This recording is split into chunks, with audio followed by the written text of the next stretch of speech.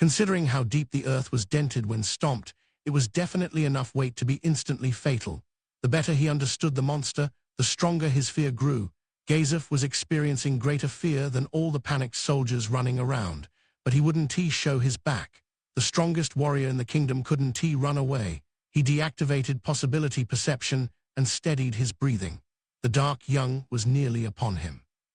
It was close enough that the dirt it was kicking up reached him. It ignored the other soldiers as if they were bugs by the side of the road and dashed on a crash course toward Gazef. But they didn't crash. The dark young's body twisted as if it had hit a wall. It moved to go around Gazef.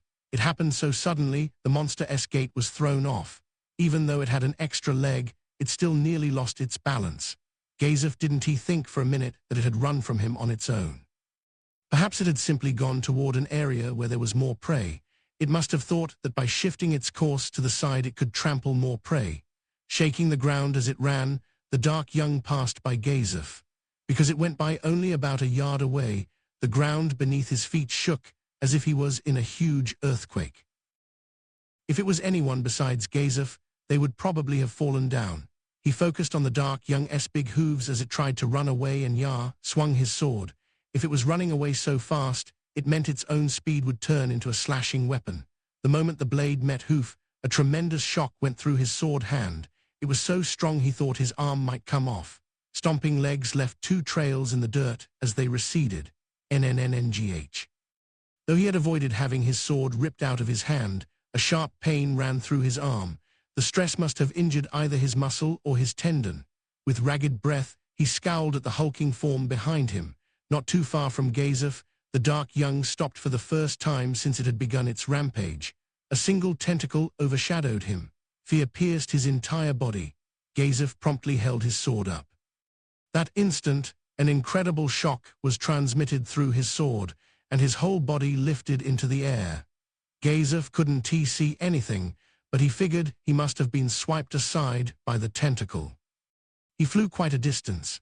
After an unbelievably long time in the air, Gazef fell to the ground and rolled more than a few times, but it wasn't the rolling of a corpse. He was actively trying to slow his momentum. Whipping his creaking body, he slowly stood up. He glared at the now farther off dark young. Just one blow. His hand was broken. His sword wasn't broken, surely thanks to sheer luck. All emotion had drained out of Gazef's face. Why was he spared? Why didn't he attack again? Had it decided he wasn't a worthy opponent? That seemed the most likely explanation. It wasn't a crushing defeat. He hadn't even been able to get anywhere near. Crimson blood flowed from the lip he was biting. Then he suppressed the mounting pain and desperately took off running. Even if he couldn't win, even if he could take only one more hit, he had to protect the king. But his feet, which had moved so resolutely, stopped after only a few paces. When he saw another dark young coming toward him, there was no mistake. He realized why his life had been spared. There was a king sitting on a throne of tentacles above the dark young. But there was something strange about his face. It was all bone. Gazef had no doubt this was a type of monster called an undead. He wasn't such a fool that he couldn't understand who the king was. "Ain't all gown, sir, so you wear human, I see." The special unit from the theocracy Gazef had no trouble understanding that the being who handily annihilated an opponent that had been impossible for him was not human. "I see. Why would a being with that much power be human?" "Why was I even thinking that? Sir Stronov." He knew from the hoarse voice who it was before even turning around. 2 familiar faces were running toward him. "You guys are all right then?" Clym and Brain didn't seem to be injured either. Clym's white armor wasn't even dirty. They hadn't scrambled to flee, so they must have been extraordinarily lucky. "More than anything, I am glad to see you Ray all right. I didn't think we would die, and we didn't But I guess it's not over yet, huh?" Both of their gazes settled on what Gazef had been looking at until a moment ago. What in the world? There can only be one of those, Clym, a monster who could tame those monsters. "That ain't all gown. That's how I am sorry." Looking over, he saw Clym was trembling. The tense look on the boy's face told him the shivers were from excitement. "Don't worry, Clym, it's nothing to be ashamed of. I mean, wow, he's the 3rd ultra-powerful being now. What the heck has been going on with my life lately?" Brain got into a fighting stance, exuding an overpowering swordsman's spirit. Gazef wondered just a bit about his content expression, though because it seemed out of place. "I can't run away either," Climb and Brain stood on either side of Gazef. Squelching through chunks of scattered flesh, the dark young man walked right up to Gazef. Screams could be heard in the distance, but this place was quiet. It was almost like this area had been cut away from the rest of the world. Aintz's gaze went from Gazef, uninterestedly, to Brain, and then stopped on Climb for a moment. Then he shrugged and turned back to Gazef. "You seem well, Sir Stronov. You seem well too, Sir Gaun heh. Or can I say, well, it would be rude if you ceased being human since the last time we met. Ha ha ha, I haven't changed since then." Aints chuckled and hopped off the dark young horse. Probably due to some sort of magic, gravity didn't seem to pull him so much, and he fell slowly. At first, Gazef thought it might be the fly spell that everyone knew of, but when he considered that it was this great caster using it, he felt there was a good chance it was a higher-tier spell he had never heard of. "It really has been a while, Sir Stronov, since back at Khan." "Indeed, Sir Gaun. So what can I do for you? I am sure it can just be that you happened to spot an acquaintance on the battlefield and came over to say hello." "Well, I don't like using flowery language, and a roundabout phrasing wouldn't be appropriate here, so I'll tell you straight." Ain't slowly extended a bony hand, not out of hostility but out of friendship. "Come work for me." For a moment, Gazef's eyes widened. At the same time, he heard Climb and Brain gasp on either side of him. He never thought this great caster would say such a thing to him. "If you agree to come work for me," Ain't snapped his fingers, although it wasn't clear how with his skeleton hand. Unsure what was about to happen to him, Gazef trembled, but nothing about him changed physically or mentally, and he didn't feel anything. "Look around." Gazef surveyed the area. As expected, nothing was aha. "So you stopped them?" All of the dark young had ceased moving. With their legs raised mid-stomp, they looked like statues. "This is temporary. What happens next depends on your answer. If you refuse, I'll give the young I summoned another order. I am sure you can guess what it will be without my telling you." Gazef blinked. Even if he took Gazef hostage and forced him to work under him, Gazef would do more than lack loyalty. He would be sure to plot a betrayal from the inside. Gazef didn't think Aints could have overlooked that, so there had to be some other reason he would ask such a thing. Gazef didn't understand, but there had to be a reason that a being of that power, who could control a corps of monsters, would want him. "What?" "Gazef Stronov, come work for me." The bony hand was there, extended. If he took that hand, many lives would be saved. Gazef's heart wavered because he had been given a chance to save the people of the kingdom, but he couldn't take that hand. "This decision is wrong. It's only for my own satisfaction." 100 out of 100 people would be sure to call him a damn fool, but Gazef still couldn't betray the kingdom. He emphatically shook his head. "I refuse. His Majesty has favored me, and for that I owe him. Thus my sword belongs to the king. I cannot yield it to you, even if more of his subjects die as a result. You engaged in battle prepared to give your life to save Khan. Now that same man would abandon lives he could save." The words cut Gazef's heart like a knife. Still, Gazef Stronov could not take the hand of Aints ul Gaun. The captain of the Royal Select couldn't betray the kingdom. That was Gazef's loyalty. Perhaps irritated by his silence, Aints shrugged.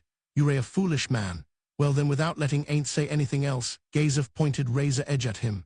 "What?" His wounds from the goat hadn't completely healed, even with the power of the talisman he was using. But that wasn't why the tip of his sword was shaking. Even so, Gazef was gushing fighting energy from his entire body. "Sir Gaun, I apologize for this impudence as someone in your debt, but I challenge thee to a duel." Aints's face had neither skin nor flesh. Since Gazef couldn't know what expression he was making, it was impossible to read what he was thinking. But he had the feeling somehow that he was dumbstruck, and apparently the other two behind him were too. Even if no one spoke, their shock was palpable. "Are you serious? Of course, you'll die, you know. I am sure I will. And yet you still, I wasn't really planning on killing you, so you have a death wish." "Well, I didn't think so, but here we are." "What are you thinking? I can understand your thought process. If you were challenging me because you knew you could win, I would get it. And if you thought you had a chance, that makes sense. But you convinced you'll lose. Have you lost the ability to make sane decisions? The enemy king has come within reach of my sword. I think it's only a matter of course that I would try to take his head. Certainly, we are in close physical proximity. But it also looks like there's an insurmountable gap between us." "Are you calling me blind?" One of the tentacles of the dark young behind Aints whipped out and gouged the ground next to Gazef.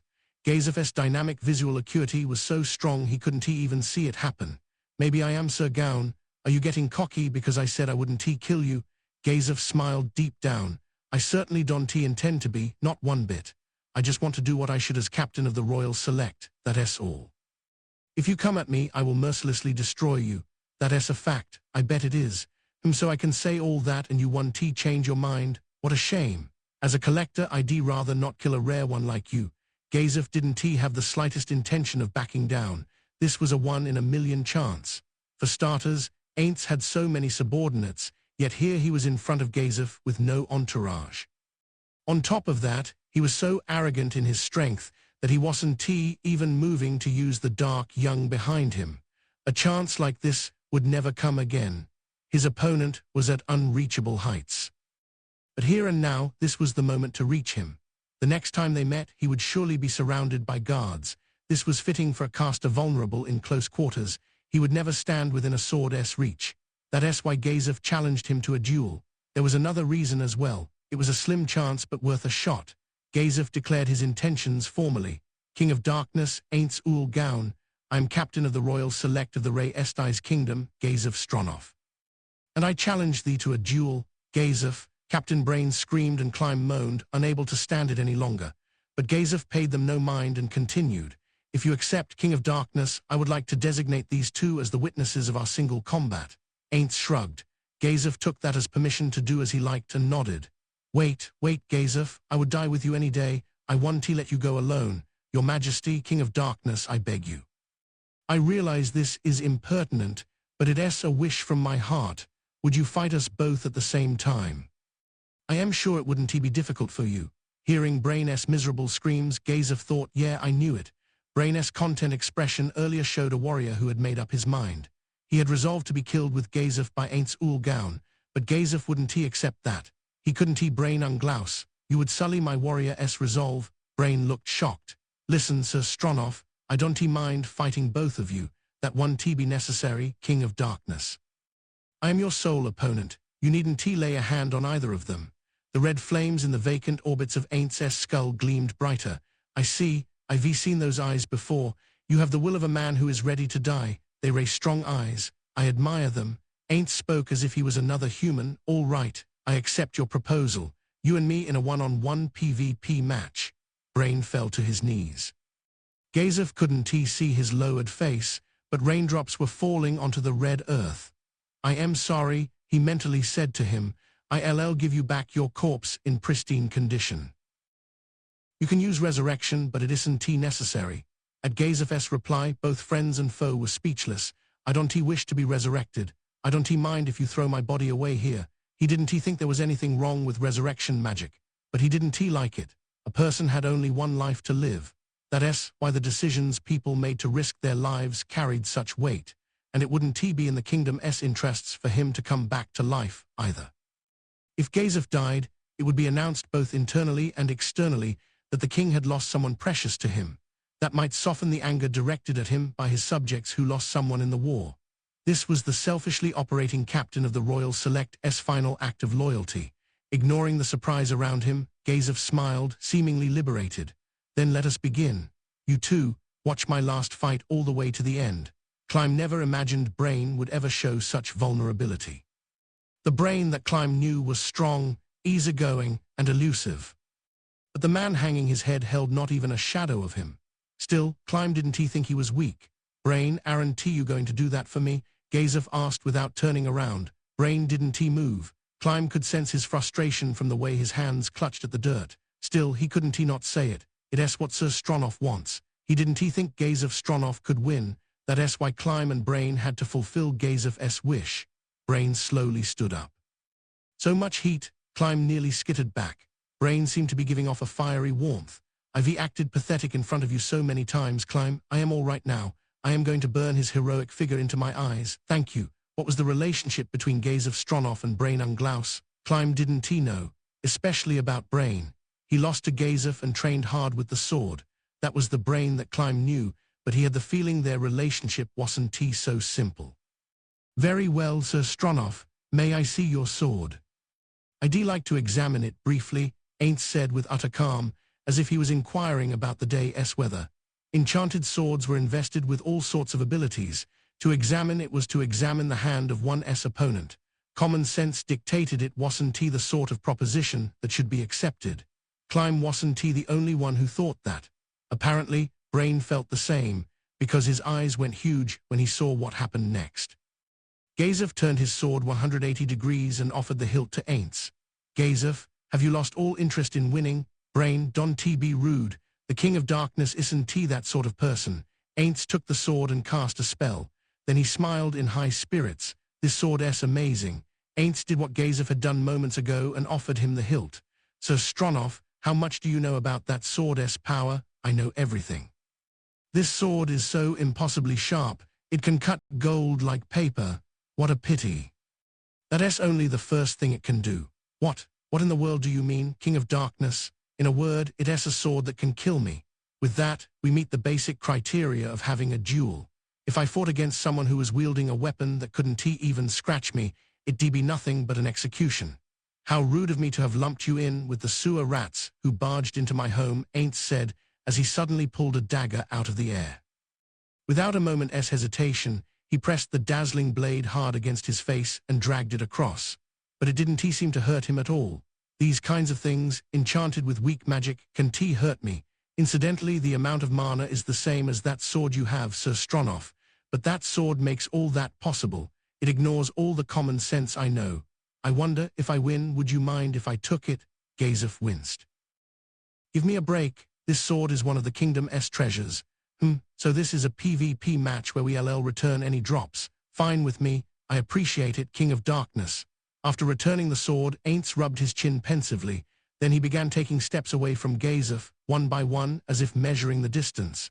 "This should be a relative distance of about 5 yards. He continued, "Other than that, we don't have a countdown, so we'll need a signal. You with the white armor, come up with some sort of start signal." Suddenly called on, Climb shuddered. "I am counting on you, Climb. Well, I have my magic handbells, so how about if I rang one of those?" The two combatants silently nodded to show they accepted Climb's suggestion. Gazef aimed the point of his sword at Aints' eyes and filled his body with energy. To Climb, behind him, it seemed like his muscles were actually expanding. His swordsman's spirit was overwhelming. Climb had never seen the true force of the captain of the Royal Select. But the way he looked now seemed like a mirage, bizarrely distant and fleeting. Sir Stronov, this was probably the last time he would see him alive. "You don't know that for sure."